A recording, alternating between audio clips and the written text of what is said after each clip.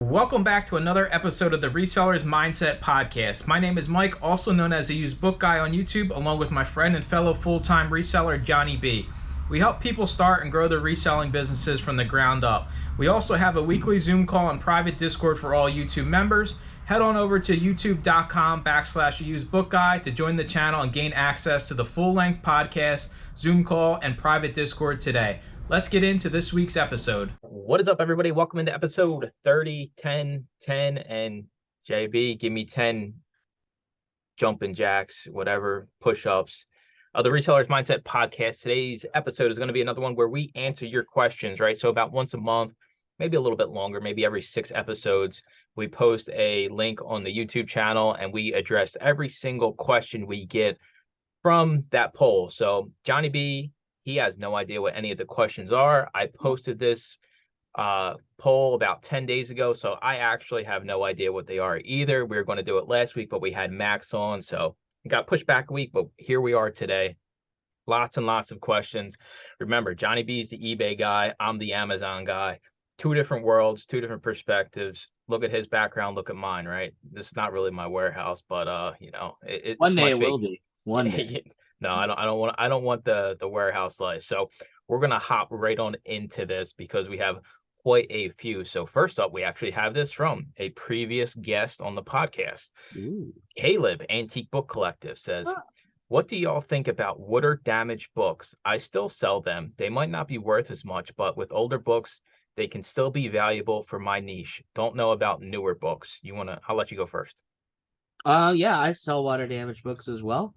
I account for that. They go to my bottom price bucket essentially instantly. But even unless it's like really, really rare, and then maybe I'll go like half of what the high market is. So if they got it for $75, I'll go half of that. So like $34, $34.99 or something like that. Because it's the lowest priced of that item. And because it's so severely damaged, I'll even take an offer way lower than that because it is severely damaged. Like it can be lightly water damaged or it can be heavily water damaged, but still I usually go about half of the value or the bottom of my pricing bucket when I encounter these. Lately though, as I've been growing, because as you're starting, you just want to list what you bought because you bought it, right? But sometimes I just jump that stuff unless I can tell there's probably some money here. Let me price comp it real fast.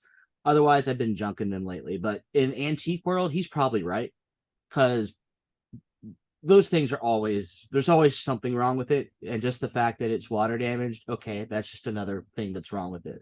So in antiquarian stuff, I can definitely see still selling that. But when paperbacks, it's got to be rare or scarce. Otherwise, it's going in I'm sorry, book lovers, the trash bucket. I'll give a eBay example from my own experiences. I got a Easton press and it was like water damage, but like you were saying, if there's a demand for it, and if you already have it, I think I paid $0.25 for it. You're still gonna make money on it, but there's a fine line. And when it comes to Amazon, in my mind, when I first started, if it was like a pretty beat up book, but it was worth decent money and maybe it was water damage, I'll admit I sent it in as good with my condition note, right?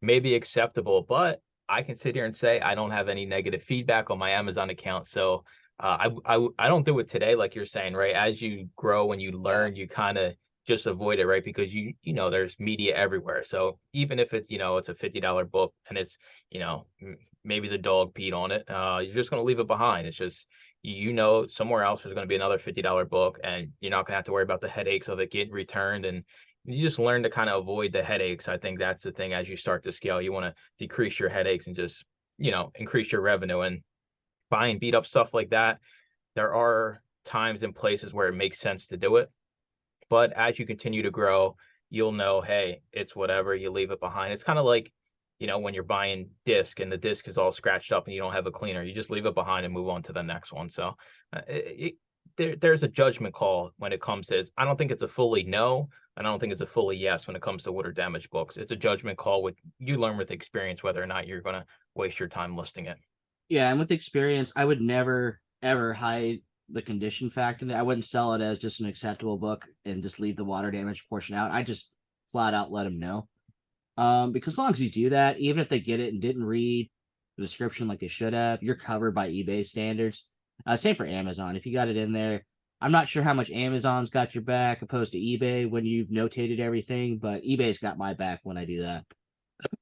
I mean, Amazon FBA, they'll strike out, any comment, no matter what it is, if it's FBA. If it's merchant fulfilled, I 100% would not sell anything water damage, because those reviews are, next to impossible to get rid of. But the FBA ones, they don't care. They can say anything, and I'll be like, nope, this is against the policy. And it's kind of frustrating because a lot of sellers out there take advantage of that system. Maybe, Yeah. maybe that review is actually correct. Maybe the book is totally water damaged, but you can still get it struck out if it's FBA. But don't do that. Stop. We're going down the rabbit hole here, ripping people off. Honesty is the best policy. That's all I'm gonna say. All right, moving on here. We have two questions from the same person here. We have Sheila. She Thank is you. a member of the channel recently, so she has two. These are eBay questions, which is great, which means I can kind of just kick back and relax here. So the first one is, how long after listing an item do you wait to lower the price if it's not selling? It's not okay. Now this is a great question. I'll tell you what I do. Ooh, money. I'll tell you what I do. So I use pricing buckets, and about every my store is built up and down. So take this with a grain of salt. In your smaller store, use different math numbers, but here are my math numbers. So every month I reprice 1,500 items plus the last time I've gotten to that. I list more than that. I list about 2,000 books a month, so it's less than what I've listed. So 30 days go by from when it's listed. So let's say I've done 3,000. Okay, I'm going to now do another 1,500, 4,500 onto that. So 1,000 items through 4,500 items. I'm going to price down to the next pricing bucket till it reaches my bottom. Now let's use a smaller store. Let's say you got 100 items. You're new at eBay. Yay. So you've done 100 items. It's been 30 days. I might do a third of that. I reprice it a third down. 45 days you could wait as well. Give it 45 days or 90 days. Because books to me, I think, are a lot longer tail items than, let's say, clothing. Because everybody's got a reading list. I'm not sure a lot of people have a to be born list for clothing, example's sake. So you may want to wait a longer period of time. I think anywhere between 30 and 90 days before you start repricing in books is a good range. If it's a rare older book, you're that kind of seller, you might even go longer. You may want to go 120 days. But for just run of the mill, it's less than 100 years old, I would use somewhere between 30 and 90. Now, what your numbers are, that's up to you. I don't know your store. We could be here all day talking about that. But My addition to this question is for somebody like myself. So can I go into my inventory and sort it by how old it is? um kind of. Yes, you can. There's a couple ways to do that. I usually do it with my marketing promotion tool, the markdown thing is how I do it. Because you can set how old it's been on there, and there's a way to do it on the surface value itself. But I have it by SKU number, so I don't even need to mess with that anymore. But if you're doing the date based model, you can sort by date. Even if you just put like the month of May in there, right? You can pull up all the Mays, and okay, it hasn't been third. It's not June yet, so I'm not going to reprice these items. But when June comes along, you can go back into your SKU column of May and reprice all of May. I don't have like an official way of doing it. I just one day I'll be in the storage unit and I'll be like, this book has been sitting here forever. And then I just go through and reprice all my stuff and just drop everything, $1, $2, $3. Do you think it's beneficial to run a sale on those items or just permanently decrease the price? Both. I would decrease the price and use your markdown sale for your 500 oldest items. Now, if you don't have more than 500 oldest items, maybe you just run a markdown sale and you don't have to reduce the price. You could just use the percentage or flat dollar amount off. But once you get over 500 items active, I would use both. Just reprice, and if it your markdown sell doesn't catch it, well, when you sell off something that 500 block and that sale ends, your new stuff can go into that. Now you can run multiple markdown sales too, but unlike Amazon, it doesn't have to be a race to the bottom. I it in my experience, everything will sell. It's just when it will sell. The reason I lower my price is for my STR, your sell through rate, because I want to turn over my inventory as quickly as I can. So the more proactive I am with that, the more it helps the STR, in my opinion. All right, her next question is going to be a fun one for us to address here. Oh, fun. I've seen sellers list a generic single phrase description and others with more extensive details. Listing is already my least favorite part, me too, and I'm wondering if I'm spending too much effort on a description or if it's worth it. How descriptive do you get with each listing? I'm talking about the item description text box, not the drop-down item specifics. In what way, if any, does it affect the algorithm or search? Now, this is a fully loaded, this is like secret sauce kind of eBay stuff here, and JB is going to give you the correct answer, and then I'll give you my wrong answer of how I do it. Sure. I do the longer detailed description. There are faster ways to do the longer detailed description. You can go to Goodreads. You can to search out the book. I also think that's great for coming up with the topics and genre, especially if you're not familiar with the book. So Goodreads is a great tool for that. I don't think you could spend too much time doing it unless it's like taking you 10 or 15 minutes of listing. Then you're probably a slow typer, and that's okay. You don't have to be a fast typer. So you can use copy and paste from Goodreads. That's helpful. You can use Amazon. Sometimes Amazon has book descriptions when Goodreads does not, which funnily enough, Amazon does own Goodreads. There's other book sites you can go to get book descriptions. Now, the reason I'm saying do the longer descriptions is you got to set yourself apart from the other booksellers that are selling your same book. And that's how I do mine. That's my separator. That's why my listings are slightly better than any other person's on eBay for the majority, along with proper title structure and the item specifics. Now, don't get me wrong. No one likes listings. I don't even like listings. I do 50 plus of them a day, close to 60. It sucks. It always will suck. But if you embrace the suck, it sucks less and just get through it. Now, if you have the habit of like listing 3, walking away, coming back, listing 3 more, don't do that. You got to embrace the suck, bite your tongue, and just do it all the way through.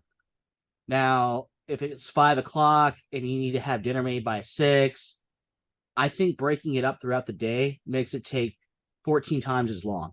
So it's start to finish. Just get it done. Just get it done. It's like taking out your garbage. So your garbage man takes your garbage away. It's the same thing. It sucks, but you got to do it. I agree. If I had to just actually list an item from nothing every single day for eBay for my one listing, that'd be it. I'd be done. I won't even bother, right? I get all my drafts done in one day. I'm like, all right, Deb, I'm going to the storage unit. My life sucks. I'm going to be doing eBay listings. She's like, yeah, you poor soul, whatever. But I will say that I am the opposite of, Johnny. And it really depends what your business is, right? He's mainly focused on eBay. I'm on Amazon. So eBay is just kind of secondary. I don't need the income or anything like that. So I kind of just, half butt them, right? I put in my description, and I list through my phone. So I hit sell similar. One thing I do is I double check all of the item specifics because a lot of eBay sellers don't do that. And it could be a book. It could be any book, by somebody, and the author, somebody could put Stephen King in there, and it's not a Stephen King book. So I do check the specifics, but my description just says what kind of condition the book's in, if there's any like defects, any markings, and then see photo for details. So my descriptions are a paragraph long, nothing extensive, but I just think it's what you want to get out of your business. If you're mainly an eBay seller, then Johnny's approach is the right way. If you're mainly an Amazon seller and you want to have eBay, but you don't want it to be a huge, time sink, then do it the way I do it, but just expect to get less results in comparison to somebody like Johnny. And if you're fine with that, like I am, then there's nothing wrong with doing it that way. Right. It's just, like I said, it all sells. It's just how fast you want to sell. The more effort you put in, the faster it will sell. The least amount of effort you put in, the slower it will sell. That's just what you're really going with here. The more fire emojis you put in the title, the quicker it'll sell. Every fire emoji decreases. That's bad advice. That's the worst advice you can give it. Stop it, Mike. Stop it now. But I've sold things with fire emojis, dude. I told you it all sells, but you're at the bottom of the list, my man. The bottom of the list with fire emojis. What if somebody uses fire emojis in their eBay search? They got See? problems. Yeah. All right. But on a serious note, eBay does not like special characters like emojis, dashes, and commas and parentheses. Now you'll see this in abundance on eBay, but it's like I said, eBay doesn't like it, so it kind of moves you down on the page ranking. But it's still there. Oh man, we got a good one coming up here from Miss Lachey. She is also a YouTuber. Check out her channel. She's out there flipping books. She's like big into book sets on eBay, and like that is like the bane of my existence. And like I anytime I hate see her selling bots. a book set, I'm like, oh my God. And she's just like, yeah, they sell for it. Like she'll post like, yeah, I sold this book set. I'm like, I would never in a million years even touch that Oh, thing. she's doing sets. She's not doing lots. I think she does both. So Just like both. I've seen her sell like that Tom Leahy set, like the religious book set where there's like four she's just sells sets. I don't know what it is. It works for her and Yeah, she gets them for sets and cheap. lots move quicker, but in my opinion, the listings take way longer. Now, if you're not doing that many listings, that may be okay. And that would be pretty cool just to have an all book set kind of eBay store. All you do is book sets. You're Yeah. just down to book sets. That's cool. I mean, if you walk into a store and the full set's there, I mean, then yeah, Yeah. buy it, right? That's happened to me a few times, but yeah, she's heavy into selling sets. I see them all the time. But she says, if you could implement one thing from the other's business model, what would it be?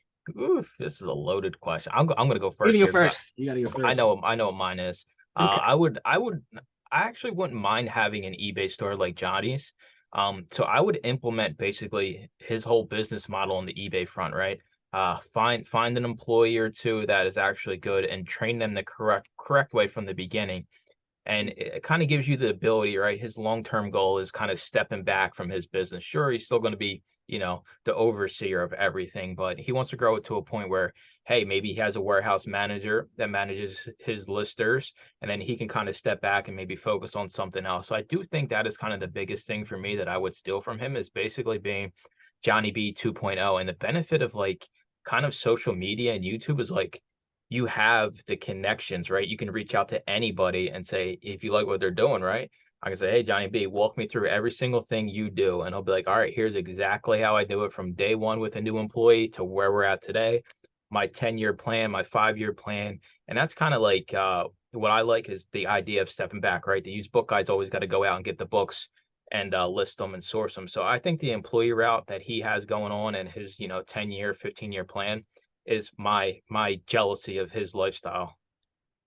Oh, shucks, Mike. For me, what I would steal from Mike here, I think he sources a bit smarter than me. I source a bit faster just to get it here and process it. But if I could actually take my time with it, I think I would have less work on my hands to do in all technical stuff. But I decided I just want to buy it, process it, list it, and be done with it. Kind of like a factory. I don't really care what's really inside them. I care a little bit, but I should care more than I do. And I think I'm going to be doing that a bit more in the short term future here because it's something I've been giving a lot of thought. Like I'm just bringing in junk like Reader's Digest and it goes in the junk pile.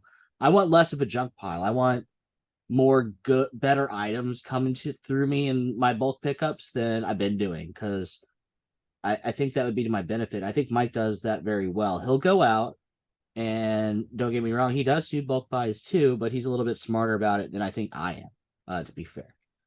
And a little bit more detail oriented on that side of the business. And I wish I was more like that. And I think I'm going to start trying to be. I may not be at the start, but I think I can grow into it. See, like I thought about this, like, we're trying to move, right? And we buy a house in the middle of nowhere. Like, I am going to have to adapt more of your business because everything I bring in, I don't have the same outlets, right? Maybe I move an hour and a half away from where I'm at. So maybe all my duds no longer go to Second and Charles. Maybe that stuff I take the time out to list on eBay because I'll have this space, right? I'm not in a little apartment here. I can have shelving set up. So all my duds in essence become things I can list on eBay and make a few dollars on. And I think that would make sense. So that's where my mindset is like moving forward. Like when we move and we're out in the middle of nowhere and I don't have anywhere to get rid of my duds will just get listed on eBay. And when they sell, I make $3 per dud, which is fine by me. And I throw it on the shelf in a room. It's that easy. Right. And that works. It does because I do it now. But I'm going to try to start. I think I'm going to start trying to find more higher end things. I'm going to take the Amazon approach to it and start trying to list those, but they're still going to be in my vintage area. But I had to figure out how way to do it in bulk, and I don't know how to do that yet. And so I got to work on my sources themselves. So that's what I'm probably going to spend my summer doing, is finding different sources that have higher gold tier, silver tier kind of items, versus then it's a mixed bag and there's a little bit of silver, a little bit of gold, but there's a hell of a lot of bronze. I want less bronze. I want more silver and gold items. But I know how to sell the bronze items. I know because I do it every day, and I don't mind if I get them, but I want to expand my sources, have more of them and better ones so I can control the volume and output. But that we're getting off topic. We got more questions to go through. That was a good question. You got me on a tangent. All right, next up we got Sigil. We got Oh, Sigil from the group here. I'm glad he kind of dove in, and it was weird, right? Because he makes his own music, and he found that 14,000 CD storage unit buy. Like, it was almost like the stars aligned for him, right? They're like, hey, you're gonna start selling on Amazon. You're in the music. Well, here you go. Here's your golden ticket, right? He asked, in what circumstances is it best to separate your items into two different eBay stores? In my scenario, I'm selling cherry-picked everything category items and want to also add on selling high-volume media. Will it hinder the success selling them in the same eBay store? This is all you. I would only have multiple eBay stores. I'm going to answer this specifically for Sigil because I know what he deals in. I would have a disc-only store, and then I would have everything else that you sell on eBay store. And the reason I say that is you can never get top-rated seller if you have a disc-only store, because you can't do the tracking method with that, the tracking number method, and you'll lose that 10%, which you get with top-rated. So that's the only reason I would split into two stores. Otherwise, have everything in one store. And extrapolating that, if there's something that's preventing you from getting more money on eBay, that would be another reason to have another store. The one I specifically mentioned is for disc only, and then everything else store. There's probably some others, but I don't know too much on that. I know disc only because I know a few fellows that do disc only, and that's what they have to do. They have everything that they primarily sell on one, and they have their disc only, and that's literally the only thing on there is disc only. So that would be my reason for only ever having two eBay stores, to be honest. Yeah, and if you have any questions, reach out to Mike E, not Mike the used book guy, Mike E in the group. He created another eBay store specifically for that. So it's pretty easy to do. You just gotta call, have a conversation with eBay, tell them exactly what you're doing, and then you'll be good from there. And then you just kind of keep the two separate, so you don't wind up losing top rated on all your other stuff. Right. All right, moving right along here, we have Dragon Man 012345. Dragon Man. When doing bulk buys, do you send in fast movers to Amazon FBA you normally wouldn't? For instance, you have an item with a low rank and a 180 plus e-score, but you only make $3 on it. Are you going to send it in or just take it to a store like Second and Charles?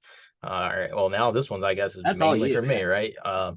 I understand the appeal of the $3 profit book. You already bought it, right? Kind of like Johnny B says, you already have the item, so you're going to list it, right? But with Amazon, it's a different beast.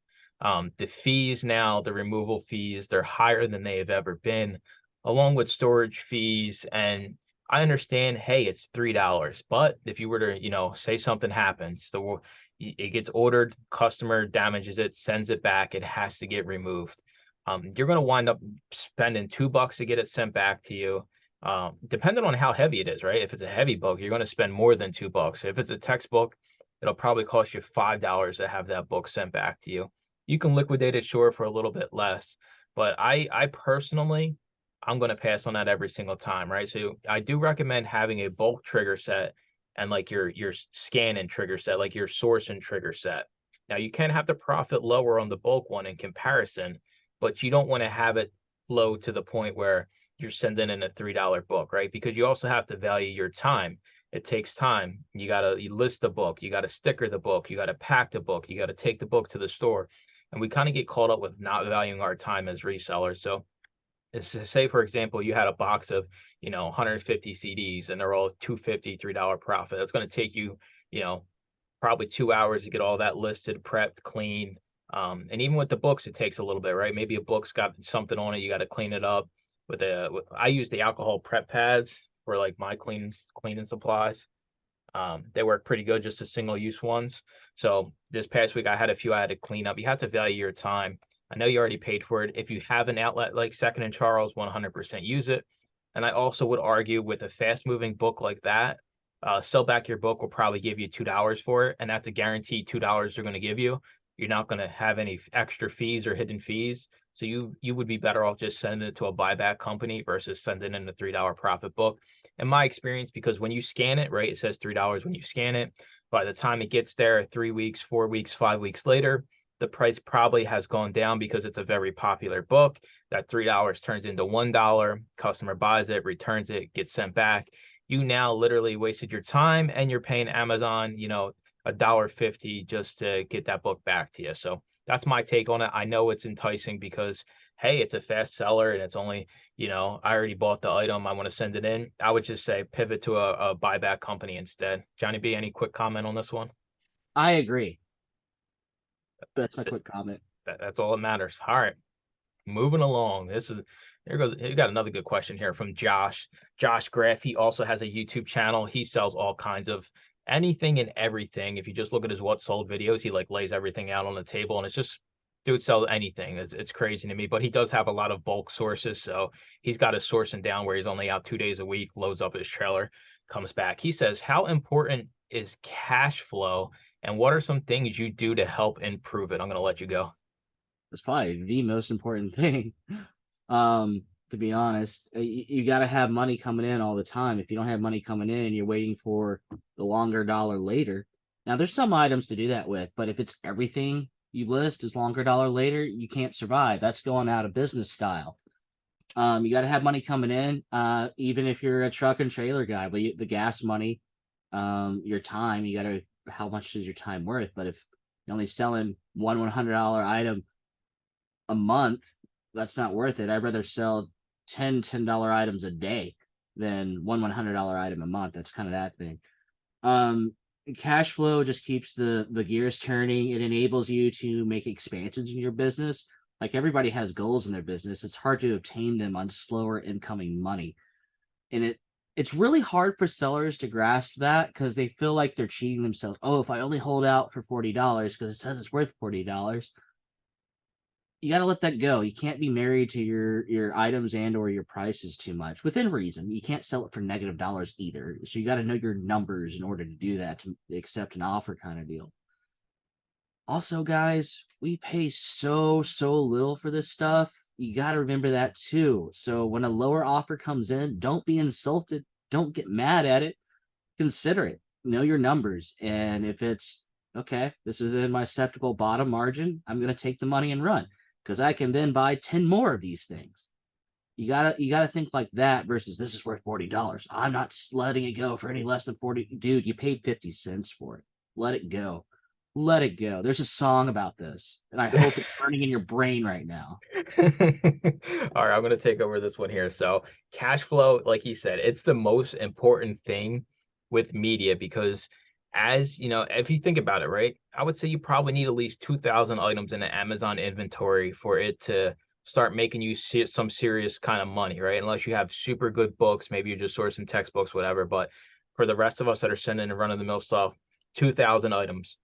Think about your buy cost. What's your average buy cost? $1.50. That puts you at $3,000 sitting in inventory at any single moment. That always has to be sitting there. So the importance of just turning that inventory over. The biggest headache that I used to deal with was, why do you reprice at the lowest FBA price, Mike? Why aren't you doing the buy box? Well, I want to sell my stuff. I'm not in the business of storing it at my warehouse behind me here, and neither is Amazon. Why do you think Amazon has changed in the past year the way they have? Because they don't want to store your stuff, and you shouldn't want to store yourself either. You should want to sell everything as fast as you can. That's the importance of having that low buy cost, because if I pay 15 cents for a book and I make $2, I mean, the ROI on that is still, over 1,000%, right? I mean, I Go know buy 4 more books and do it again. it sounds like peanuts, but when you think about it, if you're doing media, it's all about quantity. Unless you're buying, doing some eBay to Amazon flips or you buying textbooks off college kids. It's all about quantity. You just want to keep selling, keep taking those $3, $5 bills and keep turning that into more books, more inventory. And that's how you get results in this. But it is cash flow. Nobody really talks about it. And I try to talk about it every once in a while. It's intensive when you start a media business because it takes a while for things to sell and it'll sit there and it sucks to give $2 today and get $10 back in 2 months. But in reality, sometimes that's just how it is, right? It's just the way it works with me. It doesn't sell every day. You're not selling every single book multiple times every single day. Right. As we mentioned earlier, books are just a longer tail item, but you need a lot of it, and that's okay because you got longer tail selling every day at some point. All right. Next up, we have Nate Davis 44444444. Another member of the channel says, Mike, do you do any eBay to Amazon media flips? JB, any Amazon to eBay flips? If you guys don't, how come? I'll let you go first. It's something I've been thinking about, and I actually looked at Amazon the other day trying to see if there were some deals to be had there, and there were. I didn't pull the trigger on it because I'm trying to figure out there's got to be a better way to do it.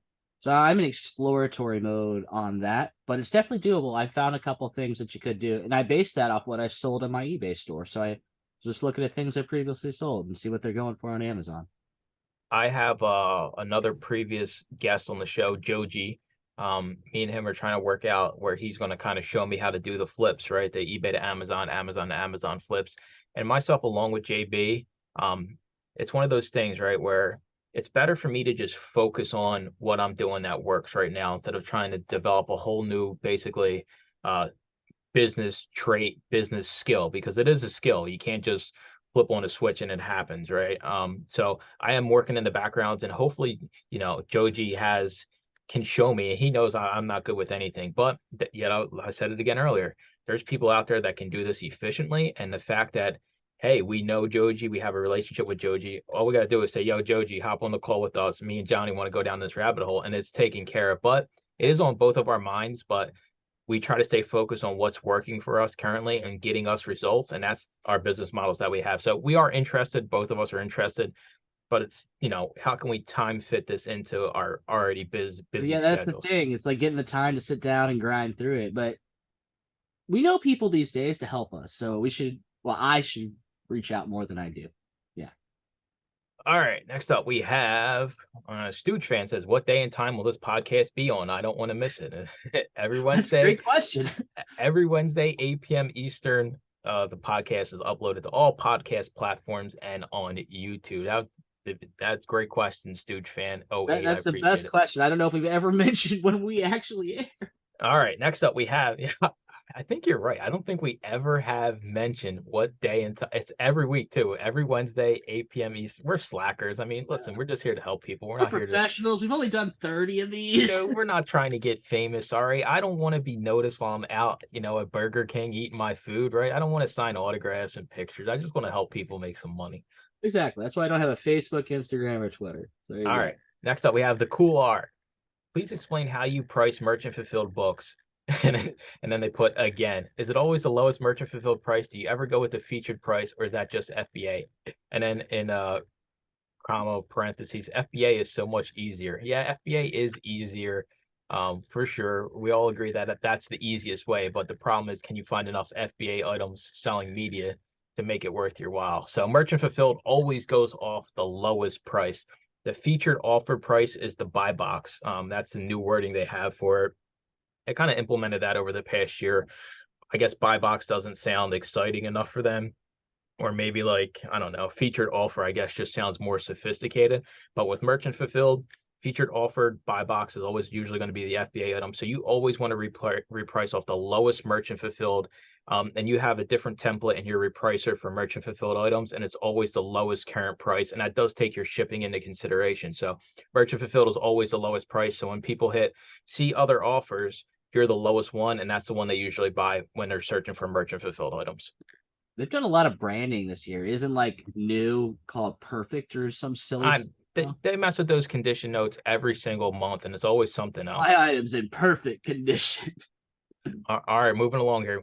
Josh is back again with another question. He says, do you see yourself scaling up your business, or do you want to stay at your current volume profit you already have? I'll let you go first. I mean, I kind of hinted at this in an earlier question. I'm looking to go up on my ASP, average sale price, for those who don't know acronyms. But I need to also have the same STR, your sell-through rate. So I want both, and I'm working on getting better sources and exploring some online avenues in order to accomplish that goal. Because I'm the buy it all guy, right? I'll list it all and I'll sell it all. That's fine.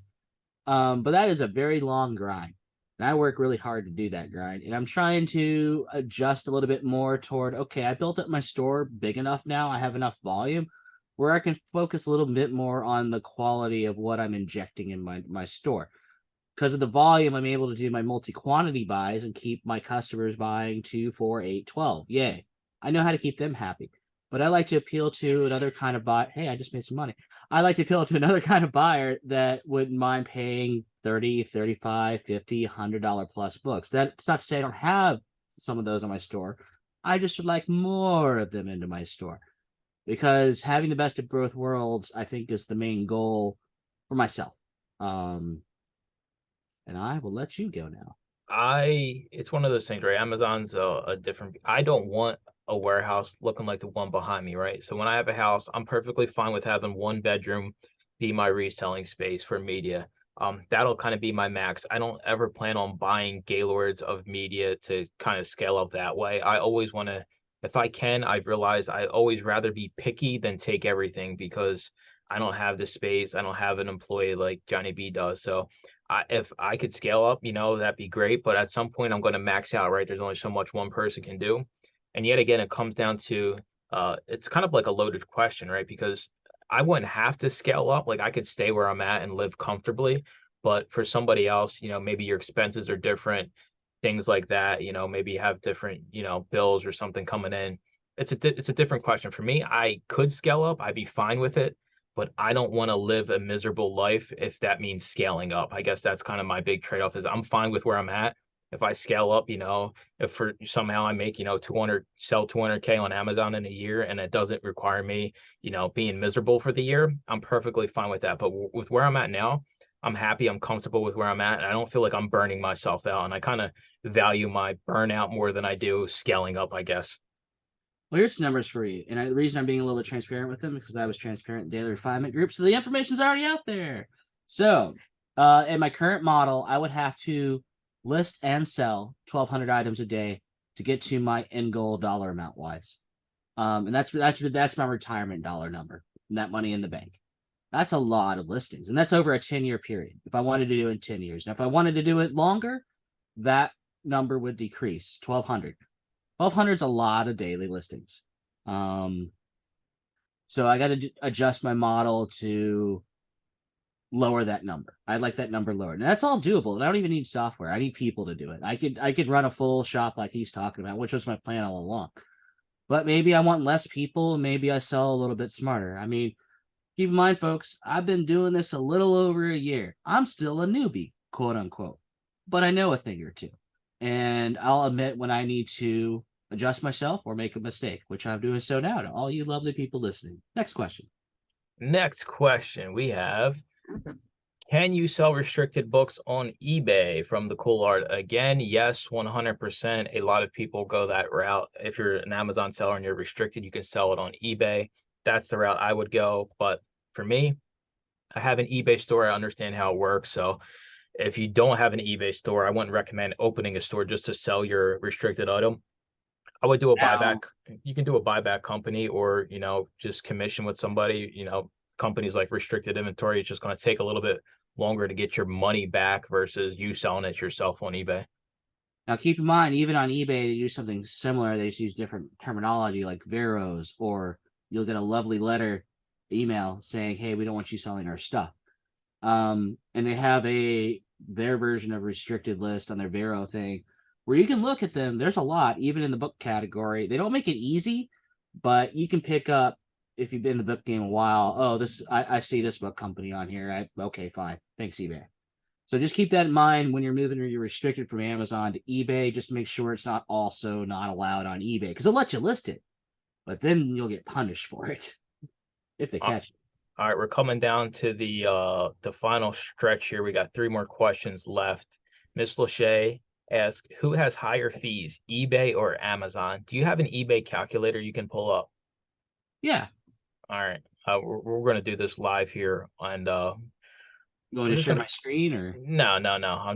I have the Amazon one pulled up. I have a book. Let me know when you're ready for the information. I'm ready for the information. I'll have some questions, but go ahead. Okay, we're gonna sell the book for $9.99.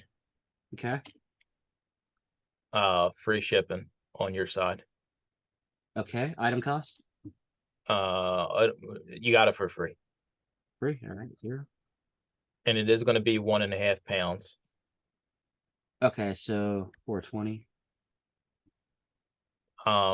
So yeah, how much you get after fees on eBay for a $9.90 book, free shipping that weighs 1.5 pounds? Well, here are my questions. Do I have an eBay store? Yeah, well, just your starter store. Yeah. Okay. So am I top rated? Yeah, sure. And am I running promoted ads or not? Promoted listing fee. Pretty much you got to run promoted on eBay, so I would say yes.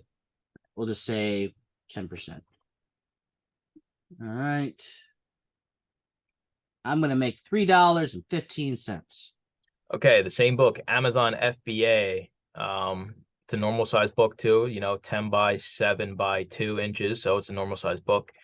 You sell that at $9.99 Amazon FBA, you would make 95 cents. So the answer is eBay wins, and that's with a promoted listing of 10%. So the Amazon FBA, you make under $1, and like that's before buy cost or anything. So if you're paying And a easy dollar, shipping. yeah, and chipping it in. So eBay is the clear winner when it comes to fees. I think even if we scale that up, it still would be the same way. I think you would make more on eBay, but eBay takes more work. So the fees are Yes. definitely higher on Amazon, and they're only going to continue to go up. So that's kind of, the situation where a lot of us FBA sellers are in, trying to figure out what the next step is to stay ahead of fee increases on Amazon. Sure, if eBay raised their promoted to you got to be at least 3%, who cares, right?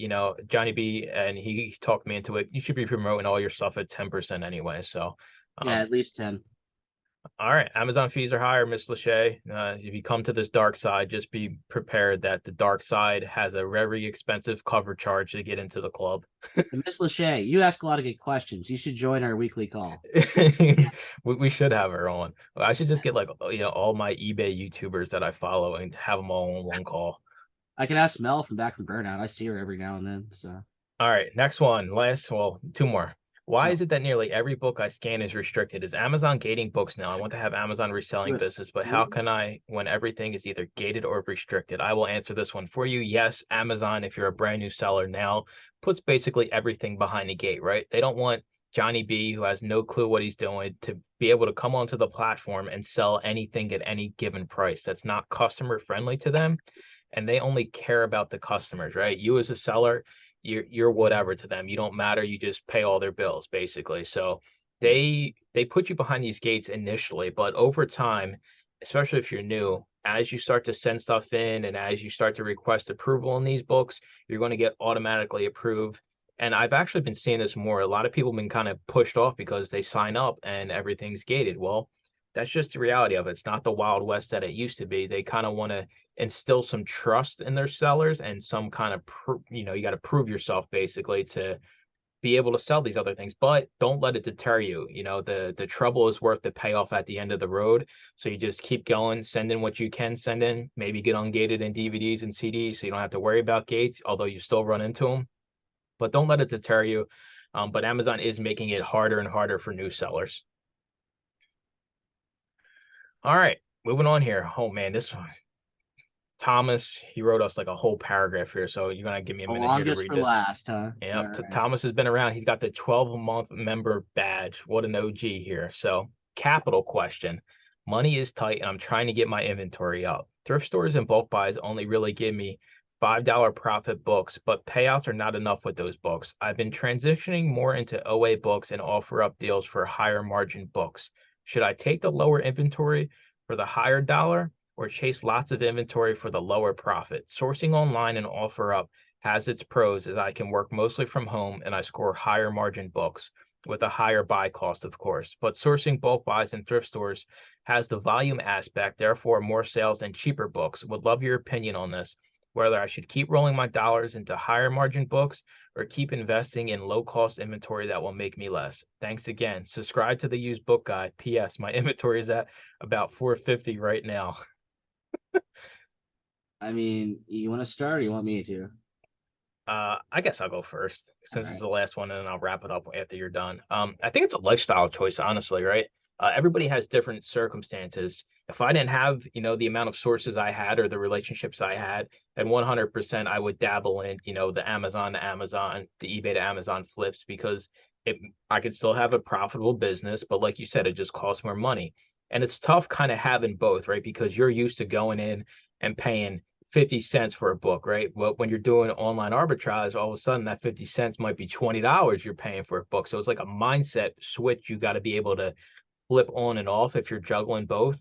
But you have to, what works better for you? Do you value your time more? Do you don't mind going out to thrift stores? Maybe going to thrift stores is like the part that really you enjoy, right? Maybe it's not all about just the higher margins.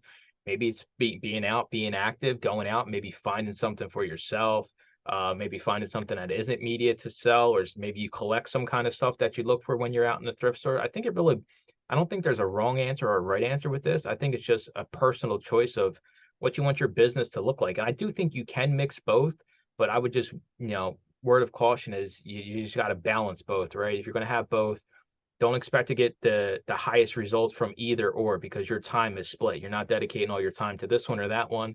So you got to expect to kind of get 50% results from both of them instead of getting 100% and 0% because you're only focusing on one of them.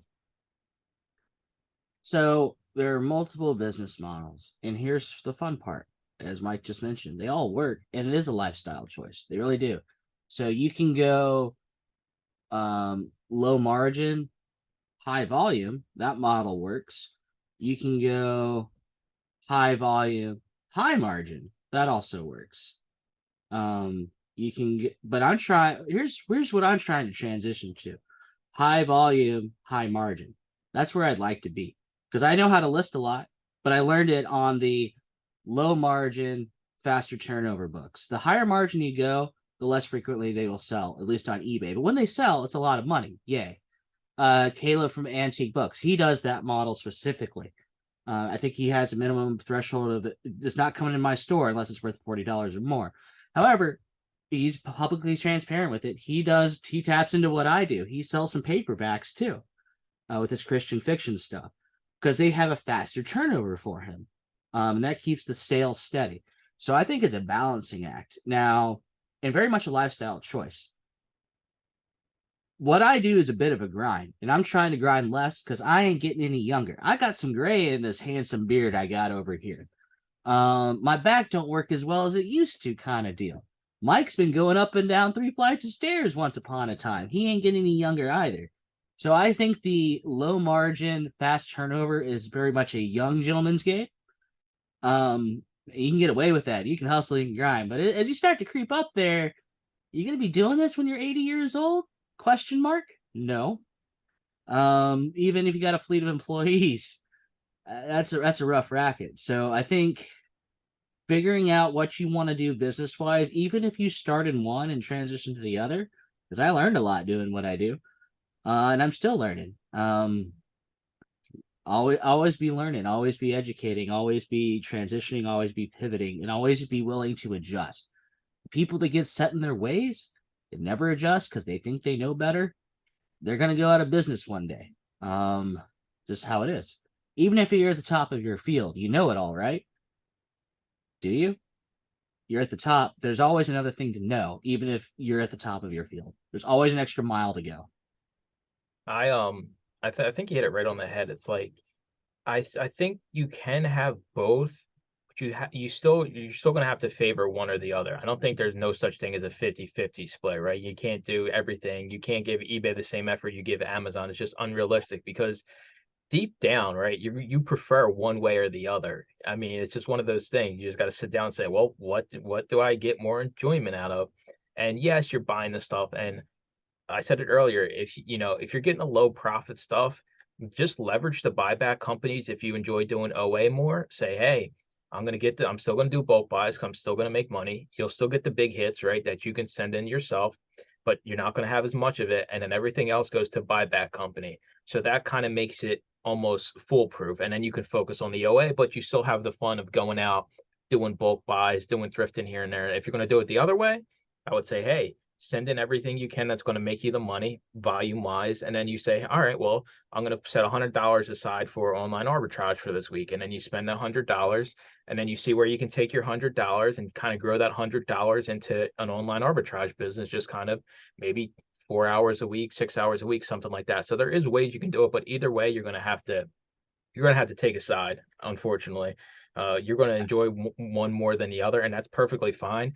But if you have both, and you want to keep both, or maybe you prefer, one compared to the other, and you want to have them both, make the other one you don't enjoy as much as painless as possible, like I do with eBay. It exists. I take my eBay money, it turns into Amazon money, but my eBay life is not Johnny B's eBay life. I do it once a week, draft it out, and I wash my hands of it. And that's why eBay still exists for me. I wouldn't do it otherwise.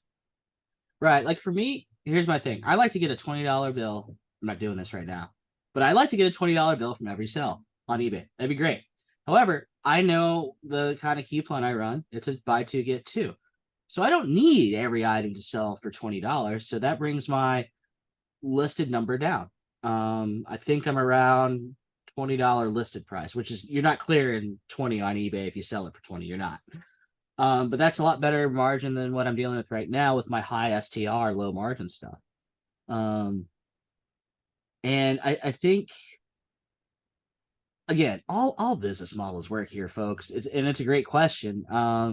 I would say age is a factor to do with it. If you're 70, I wouldn't do what I do. No, don't do that, man.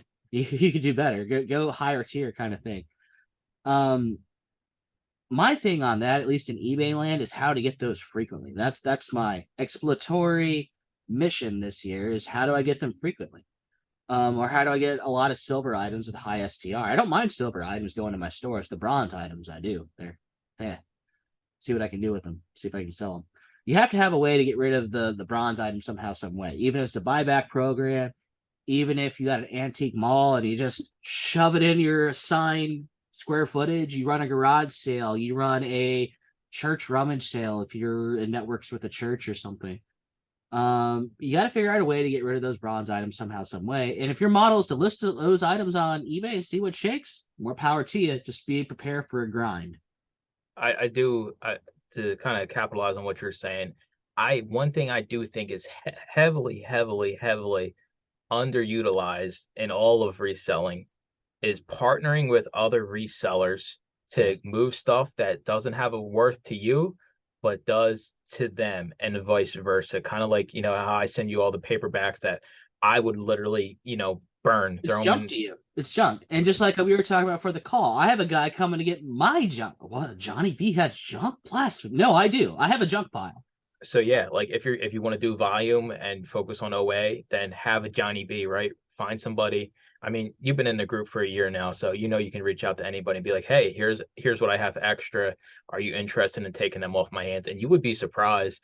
The people in the group, I give away basically my disc and all my paperbacks to you, and just partner up with somebody so you don't have to deal with it, because that's when you get overwhelmed. If you do, want to continue bulk buys, it's just the sheer volume of staring at all of the stuff, all of your duds. But your duds are not necessarily their duds. Right. And I'm pretty sure I got some greens in my junk pile that are garbage in eBay land. They are not going for Amazon dollars in eBay, and they're going for like $4. Oh, that's why eBay to Amazon flips is so because it exists. It's there. Yeah, like Reader's Digest and Time Life. That's junk for me. I do not want to put that in my store. It's junk. Yeah. All right. As always, we appreciate everybody listening and watching if you're over on the YouTube, and we will talk to you all next week. Thanks for listening to another episode of the Resellers Mindset Podcast. Today's full episode and all previous episodes are available to all YouTube members, along with the weekly Zoom call and private Discord. head on over to youtube.com/The Used Book Guy and consider joining for as little as $2.99 a month.